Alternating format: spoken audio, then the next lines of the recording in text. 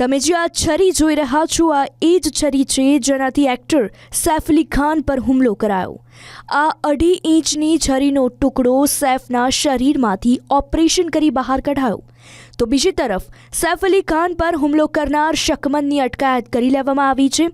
ત્યારે આ CCTV footage સામે આવી રહ્યા છે જ્યાં હુમલાવર સીડી ચઢીને ઘટનાને અંજામ આપવા સૈફના ઘરમાં જઈ રહ્યો હતો। મોઢે રૂમાલ બાંધી પીઠ પર બેગ લટકાવી અને પગમાં ચપ્પલ પહેરી ફ્લેટના પગથિયેથી ઉપર ચઢી રહ્યો હતો। આ સીસીટીવી ફૂટેજ લગભગ રાતના 1:30 વાગ્યા આસપાસના છે અને ત્યારબાદ એ ઘટનાને અંજામ આપીને પરત ફરે છે ત્યારે તેના મોઢા પર રૂમાલ નથી હોતો।